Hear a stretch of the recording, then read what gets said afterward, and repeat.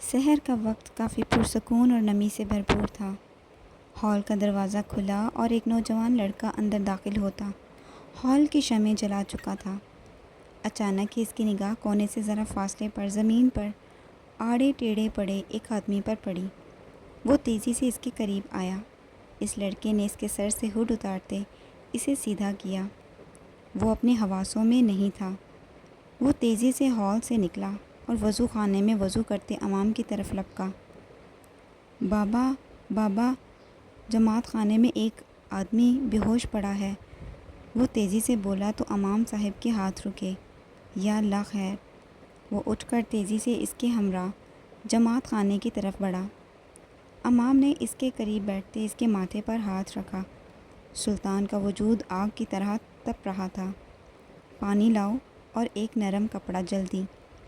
وہ اسبات میں سر ہلاتا وہاں سے نکلا۔ ٹھنڈے پانی کی پٹیاں اس کے ماتھے پر رکھتے امام صاحب نے اس کے بکھرے بال درست کیے۔ وہ آنکھیں موندے زیر لب کسی آیات کا ورد کرتا اس پر پھونک رہا تھا۔ اللہ خیر کرے۔ نہ جانے کتنی ہی دیر وہ اس کا سر اپنی گود میں رکھے ٹھنڈے پانی کی پٹیاں کرتا اسے ہوش میں لانے کی کوشش کرتا رہا۔ آخر کو کچھ دیر بعد اس مضبوط شخص کی آنکھیں دھیرے سے کھلیں۔ امام صاحب نے ایک نگاہ اسے جھک کر دیکھا۔ اس کی سرخ آنکھیں چمک رہی تھیں۔ دیوانہ ہے، وہ مسکرایا۔ خوار کرواتی ہے یہ دیوانگی۔ سلطان نے نیم آنکھیں کھولتے خود کو اس محفوظ سی گود میں پڑا پایا۔ وہ ایک دم اپنے حواس درست کرتا اٹھ بیٹھا، ذرا آرام سے برخوردار۔ وہ ایک دم اپنے سر کو تھام گیا۔ اس نے اپنے آس پاس دیکھا۔ میں یہاں؟ وہ دیوار سے جا لگا۔ کتنی ہی دیر وہ دیوار سے لگا بیٹھا اپنے سامنے ڈھیروں افراد کو نماز پڑھتے دیکھتا رہا۔ عشاء! وہ آہ برکتا بولا۔ اس کی آواز میں درد تھا، ایک کرب اور ایک بے بسی۔ اللہ میری عشاء! وہ گردن جھکا گیا۔ دیکھتے ہی دیکھتے دن گزرتا گیا۔ وہ مضبوط شخص اس دہلیز سے باہر جانے کی ہمت نہیں کر پا رہا تھا۔ مغرب کی اذان کی خاطر امام صاحب چوتھی دفعہ مسجد میں داخل ہوئے تو وہ ہنوز اسی جگہ بیٹھا تھا۔ وہ ایک گہری سانس بھرتے اس کے قریب آ بیٹھے۔ پرسکون رہو، وہ سن چکا ہے۔ سلطان کی آنکھیں کھلیں۔ اور وہ قبول کب کرے گا؟ کیا میری دعا اس تک پہنچی ہوگی؟ امام نے اسبات میں سر ہلایا۔ کیا دلیل ہے کہ میری دعا اس تک پہنچ چکی ہے؟ مقابل کی مسکراہٹ گہری ہوئی۔ تمہاری آنکھوں کی یہ لالی اور یہ آنسو، یہ دلیل ہیں اس بات کے کہ وہ سن چکا ہے تمہیں۔ گھر جاؤ اور اس پر توکل رکھو، تمہاری چیزیں تمہیں جلد فراہم ہوں گی۔ سلطان نے ایک نگاہ مسجد سے باہر دوڑائی۔ اب یوں معلوم ہوتا ہے کہ یہاں سے باہر نکلوں گا تو تباہ ہو جاؤں گا۔ وہ شیطان مجھے پھر اپنی آغوش میں جکڑ لے گا۔ امام صاحب کی ہلکی سی ہنسی نمایاں ہوئی۔ تم بہت جلد باز ہو برخوردار۔ صبر صبر رکھو۔ اس کے ہاں دیر صحیح ہے، اندھیر نہیں۔ جب تمہیں لگے کہ تم پر وہ شیطان حاوی ہے تو یہاں چلے آنا۔ اس دہلیز کے دروازے تمہارے لیے ہمیشہ کھلے ہیں۔ وہ آنکھیں موند گیا۔ وہ ایک پل میں اٹھا اور اپنے قدم بڑھا گیا۔ نماز نہیں پڑھو گے؟ اس کے قدم رکے نہیں۔ وہ پلٹا نہیں، کوئی جواب نہیں دیا۔ وہ بس چلتا گیا۔ امام صاحب کی مسکراہٹ گہری ہوئی۔ ضدی! دیکھتے ہیں کب تک کرو گے رب سے ضد۔ وہ اٹھا اور اذان کے لیے مطلوبہ جگہ آ کھڑا ہوا۔ سلطان نے اس دہلیز سے باہر قدم رکھا اور وہ چلتا گیا۔ کوئی احساس نہیں تھا۔ اپنے تمام احساسات وہ اسی دہلیز پر چھوڑ آیا تھا۔ تمام فریادیں، سسکیاں، آہیں اسی دہلیز کے سپرد کرتا وہ چلتا ہوا جا رہا تھا۔ اس کی سماعتوں سے اذان کی بلند آواز ٹکرائی، مگر اس کے چہرے پر کوئی تاثر نہیں تھا۔ سلطان نے اپنے گھر کی دہلیز پر قدم رکھا تو اس کی دھڑکنیں چند پل کے لیے اتھل پتھل سی ہوئیں۔ اس دہلیز پر اس کا انتظار کرنے والی اب نہیں تھی۔ وہ اندر داخل ہوا تو کچھ پل ہال کے دروازے پر کھڑا رہا۔ اسے تکلیف ہوئی تھی، ایک گہری اور دردناک تکلیف۔ اس کی نگاہ صوفے کے سامنے ٹیبل پر ایک پارسل پر پڑی۔ وہ متذبذب سی نگاہ سے اسے دیکھتا قریب آیا۔ سلطان نے ایڈریس دیکھا، مگر وہاں کچھ نہیں تھا، نام، پتہ، کچھ نہیں۔ کچھ سوچتے ہوئے اس نے باکس کھولا تو اس میں ایک پلاسٹک پیپر کا تھیلا تھا۔ سلطان نے جو وہ تھیلا باہر نکالا، اس کی آنکھوں کی پتلیاں ساکت ہوتی گئیں۔ اس کی چلتی سانسیں ایک لمحے میں معدوم ہوئیں اور ایک پل میں اس کے ہاتھ سے وہ تھیلا پھسل کر زمین پر جا گرا۔ وہ بے یقینی سے اسے دیکھ رہا تھا۔ اس کے حواس ساکت تھے۔ زمین پر پڑے اس سفید رنگ کے سی تھرو تھیلے میں محفوظ ہوئے وہ خوبصورت براؤن بال اس کی سماعتوں کو شل کرنے میں معاون ثابت ہو رہے تھے۔ وہ اپنے قدم نہ بڑھا سکا۔ کتنی ہی دیر وہ ایک انجان سی کیفیت لیے اسے دیکھتا رہا۔ آخر کو وہ بڑھا۔ سلطان نے اپنے ہاتھ اس تھیلے کی طرف بڑھائے تو وہ اس سے کچھ فاصلے پر ہی لرزنا شروع ہوئے۔ وہ مضبوط ہاتھ لرز رہے تھے۔ تھیلا کھول کے اس نے ہاتھ میں تھامے وہ بال چہرے کے مقابل کیے اور سلطان کی رکی سانسیں بحال ہوئیں۔ اس کے لرزتے ہاتھوں کی گرفت مضبوط تر ہوئی۔ وہ بلند آواز میں دھاڑا تھا، اتنی بلند آواز میں کہ اس کا حلق بے دردی سے اکھڑ چکا تھا۔ کن پٹیوں کی رگیں ابھر کر باہر آنے کو تھیں۔ اس کی سرخ آنکھوں سے چھلکتے آنسو خون معلوم ہو رہے تھے۔ وہ انہی ہاتھوں میں تھامے بلند آواز میں رویا۔ وہ چیخ رہا تھا۔ اس کی چیخیں بلند ہوتی دروازے اور لان میں موجود ملازموں کو لرزنے پر مجبور کر رہی تھیں، مگر ان میں سے کوئی ایک بھی اس کے قریب جانے کی ہمت نہیں کر سکتا تھا۔ دروازے پر کھڑے آدمی نے اپنی جیب سے موبائل نکال کے کان سے لگایا۔ عشا، آہ، اللہ، اس کی آواز بلند ہوئی۔ یہ ہے تیرا انصاف؟ بتا، کیا بس یہی ہے تیرا انصاف؟ تیری آنکھوں کے سامنے اسے تکلیف ہو رہی ہے اور تو خاموش بیٹھا ہے۔ کیا یہ ہے تیری طاقت؟ میری عشا، سلطان نے بلند آواز میں سے پکارا۔ ہاتھوں میں تھامے ان بالوں میں چہرہ چھپائے وہ بلند آواز میں چیخ رہا تھا۔ ایسا نہیں ہو سکتا، ایسا نہیں۔ ہال کا دروازہ کھلا اور لمبا سا لڑکا بھاگ کر سلطان کی طرف بڑھا۔ یگیت نے ایک نظر اسے اور اس کے ہاتھ میں ان بالوں کو دیکھا۔ سلطان، وہ بڑھ کر اسے کندھوں سے تھام گیا۔ دیکھ یگیت، دیکھ، یہ میں ہار گیا۔ میں نے اسے کھو دیا یگیت۔ میں نے اپنی عشا کو کھو دیا۔ میری زندگی مجھ سے دور ہو گئی۔ میری سانسیں، میری روشنی، میں نے کھو دیا اسے۔ یگیت نے بڑھ کر اسے گلے لگاتے تھاما۔ حوصلہ رکھ سلطان، حوصلہ رکھو۔ کون سا حوصلہ؟ بتا کس بات کا حوصلہ؟ تو نے کہا تھا دعا کر، میں ہو آیا اس کے در سے بھی، وہ جہاں دعائیں سنی جاتی ہیں۔ اور جانتا ہے اس نے میرے ہاتھوں میں کیا تھمایا، میری آدھی جان۔ یہ دیکھ اس رب نے کیا لٹایا مجھے۔ جھوٹے ہو تم سب لوگ، جھوٹے ہو تم۔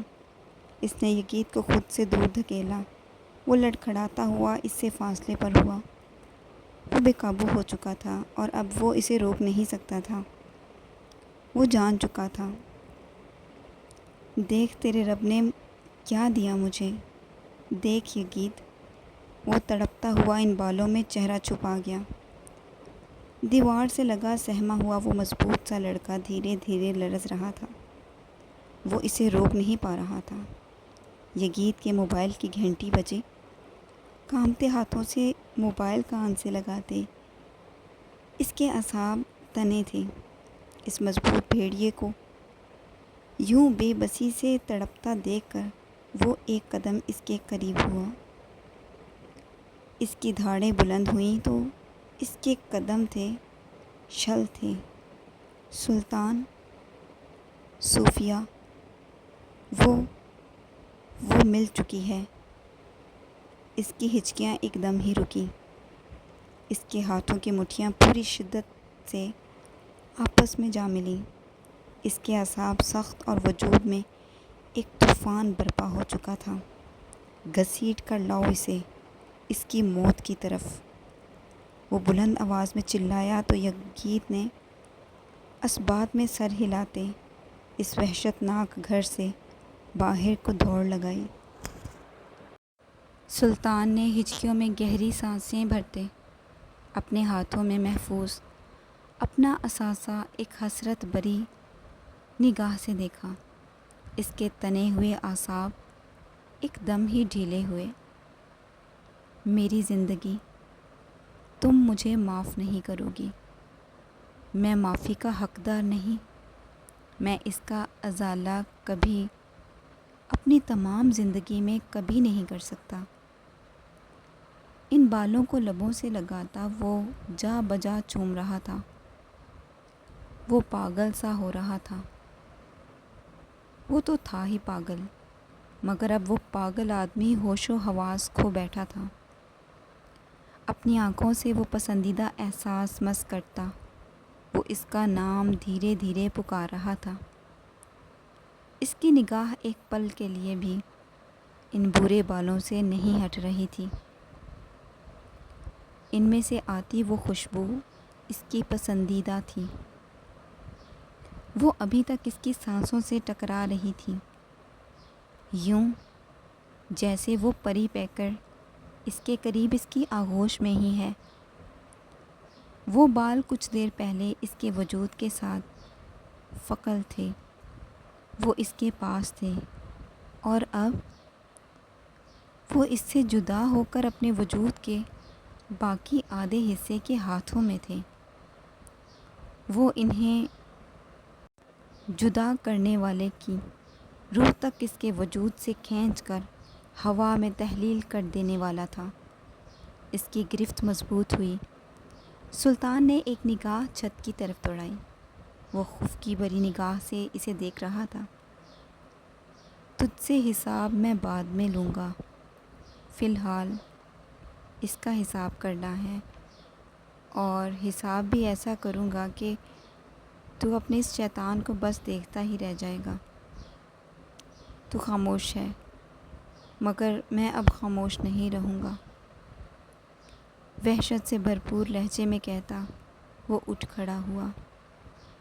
کمرے میں داخل ہوتے اس نے اپنے مضبوط ہاتھوں میں محفوظ ان خوبصورت بالوں کو احتیاط سے بیڈ پر رکھا، اتنے آرام سے جیسے وہ ایک نرم و نازک موم کا پیکر ہیں، کہیں وہ بکھر نہ جائیں، ان میں سے ایک بال بھی کہیں جدا نہ ہو جائے، وہ برداشت نہ کر پاتا۔ سلطان نے اپنی ہڈ اتار کر اپنی شرٹ اتاری اور اس سفید شرٹ میں وہ بال محفوظ کرتے وہ جبڑے میچ گیا۔ اس کی مضبوط ہتھیلیوں سے ٹکراتے وہ اس کی وحشت میں مزید اضافہ کر رہے تھے۔ شرٹ کو اچھی طرح باندھ کر وہ اسے اٹھا کر اپنے وارڈ میں رکھتا، اپنی مخصوص ڈریسنگ کر چکا تھا۔ سلطان نے اپنے قدم بڑھائے جو اب رکنے والے کسی قدر نہیں تھے۔ ابراہیم کے ترکی واپس آنے کی اطلاع رحیم شاہ تک پہنچ چکی تھی۔ ہادی اور یزید سمیت عثمان بے اس کے انتظار میں اپنے شکنجے تراش کر چکے تھے۔ وہ واپس تو آ چکا تھا مگر ایک عجیب سی کشمکش میں گرا ہوا تھا جس کا علاج وہ ننھی سی لڑکی ہی تھی۔ اس کی آخری امید اب وہی تھی۔ وہ خون خوار زخمی بھیڑیا اب شکار پر نکل چکا تھا، اور ایک بھیڑیا بھی شکار سے ناکام ہو کر نہیں لوٹتا۔ وہ بے رحم انسان جنون کی حدوں کو چھونے والا تھا۔ جو منظر غضبناک ہونے والا تھا۔ بھٹکے گا وہ اب جا بجا، گو یہ کہ دیپ محبت جلائے رکھ اے شام۔ وہ نکلا ہے کاسۂ عشق کو تھامے۔ اپنی روٹین کے مطابق وہ لمبی اور خوبصورت لڑکی اپنے پسندیدہ ہوٹل سے باہر نکلی تھی، ہمیشہ کی طرح ایک بیہودہ سا لباس زیب تن کیے۔ اس کی مکمل تیاری، سرخ لب اور مدہوش چال اس کے کام کا پتہ تسلی سے نمایاں کر رہی تھی۔ پارکنگ گیراج میں جانے کی بجائے وہ اپنے لڑکھڑاتے قدم سنبھالتی سڑک کی طرف بڑھی۔ ہوٹل کے سامنے رش سے بھرپور سڑک پر چلتے ہوئے اچانک ہی اس کی نگاہ ایک خالی بینچ پر بیٹھے ایک شخص پر پڑی۔ صوفیہ نے اپنی آنکھیں ملتے ایک دفعہ پھر کھولی۔ سر پر ہڈ پہنے، آنکھوں میں دہشت لیے، وہ دونوں بازو آپس میں باندھے تسلی سے اسے دیکھنے میں مصروف تھا۔ ایک پل کو تو اسے وہ ایک خواب سا لگا یا شاید وہم، مگر سلطان ایک وہم نہیں، وہ ایک ڈراؤنا خواب تھا جس کی تعبیر صرف موت تھی، اور موت بھی وحشت ناک۔ ایک گہری سانس بھرتے اس کے قدم تھمے تھے۔ وہ اپنی جگہ شل کھڑی بے یقینی سے اپنے سامنے بیٹھے اس خطرناک انسان کو دیکھ رہی تھی۔ سر جھٹکتے وہ چل دی۔ 2-3 قدم چلنے پر اس نے مڑ کر دیکھا۔ سلطان نے گردن ٹیڑھی کرتے اسے دیکھا۔ وہ واپس مڑی اور چلتی گئی۔ وہ چلتی ہی جا رہی تھی۔ اچانک اسے اپنے پیچھے کسی کے بھاری قدموں کی آہٹ سنائی دی۔ اس کے قدم تیز ہوئے۔ چلتے ہوئے وہ اس کی نگاہوں سے دور ہونے کے لیے ایک کم رش والی گلی میں داخل ہوئی۔ صوفیہ نے ایک دم ہی مڑ کر دیکھا۔ وہاں کوئی نہیں تھا۔ شاید میں نے زیادہ ہی پی لی ہے۔ سر جھٹکے وہ مڑی ہی تھی کہ اپنے سامنے کچھ ہی فاصلے پر اس کالے رنگ کے ہیولے کو دیکھتے اس کی سانسیں تھمی تھیں۔ وہ 2 قدم پیچھے ہوئی۔ وہ زور زور سے آنکھیں ملتی سے دیکھ رہی تھی۔ مقابل چہرے پر ایک وحشت تھی جسے وہ بآسانی دیکھ سکتی تھی۔ اس کے ہاتھ میں موجود پرس ایک دم ہی زمین پر گرا تھا۔ وہ قدم موڑتی بھاگنے لگی۔ اس کے لڑکھڑاتے قدم بمشکل دوڑتے ہوئے جا رہے تھے۔ وہ پاگل جانور اپنے قدم تیز کرتا اس کے پیچھے تیز قدموں چل رہا تھا۔ اچانک ہی اس کی ہنسی بلند ہوئی تو صوفیہ کو اس کے جسم کے رونگٹے ابھرتے ہوئے محسوس ہوئے۔ وہ بھاگ رہی تھی، کبھی مڑ کر پیچھے دیکھتی تو کبھی اپنے آگے۔ وہ نہیں سمجھ پا رہی تھی کہ آخر وہ ہے کہاں۔ دوڑتے ہوئے وہ 2 قدم اسے اپنے عین پیچھے محسوس ہوئے۔ بھاگو صوفیہ بھاگو، بلند آواز میں کہتا وہ مقابل کے وجود میں کپ کپاہٹ دوڑا گیا۔ اپنی موت سے بھاگو جتنا دور ہو سکے۔ اس کی ہنسی بلند ہوئی تو صوفیہ کی چیخوں میں اضافہ ہوا۔ وہ بلند آواز میں چیختی ہوئی دوڑ رہی تھی۔ اچانک ایک موڑ مڑتے وہ ایک خالی گلی میں داخل ہوئی۔ اس نے اپنے آس پاس دیکھا، وہاں کوئی نہیں تھا۔ وہ بری طرح ہانپ رہی تھی، اس کا وجود لرز رہا تھا۔ خود کو سنبھالتی وہ نہ جانے کس طرح اپنے فلیٹ تک جا پہنچی تھی۔ اندر داخل ہوتے ہی اس کی نظر ایک نوجوان سے لڑکے پر پڑی۔ اسے یوں بری طرح لرزتے دیکھ کر وہ تیزی سے اس کی طرف بڑھا۔ واٹ ہیپن ڈارلنگ، تم اس طرح کام کیوں رہی ہو؟ سب ٹھیک ہے؟ وہ اسے تھام چکا تھا۔ عمر، وہ وہاں باہر وہ سلطان تھا۔ واٹ؟ سلطان اور یہاں؟ تمہاری طبیعت ٹھیک نہیں ہے صوفیہ، تمہیں ریسٹ کی ضرورت ہے، یہاں آؤ۔ وہ اسے تھام کر بڑھا، مگر اس نے پورا زور لگا کر اسے روکا۔ وہ سلطان ہی تھا، اس نے کہا، وہ مار دے گا مجھے۔ وہ وہی تھا عمر۔ مقابل اس نوجوان لڑکے نے ماتھے پر ہاتھ دے مارا۔ ارے ڈارلنگ، تم زیادہ سوچ رہی ہو۔ وہ یہاں کیسے؟ میں پاگل نہیں ہوں، وہ بلند آواز میں چلائی۔ وہ میرا پیچھا کر رہا تھا، وہ سلطان ہی تھا۔ وہ اسے خود سے دور دھکیل گئی۔ اچھا ریلیکس ہو جاؤ اور یہاں آؤ۔ وہ یہاں نہیں آ سکتا، اب یہاں بیٹھو۔ وہ بڑھ کر سائڈ ٹیبل سے پانی کی بوتل اسے تھماتا ایک طرف ہوا۔ کام ڈاؤن، کچھ نہیں ہوگا، میں ہوں نا یہاں، ریلیکس ہو جاؤ اور تھوڑی دیر ریسٹ کرو۔ وہ اپنے حواس بحال کرتی گہری سانسیں بھر رہی تھی۔ سلطان کی ہنسی اس کی سماعتوں میں گونج رہی تھی۔ کیا وہ واقعی وہی تھا یا پھر اس کا وہم؟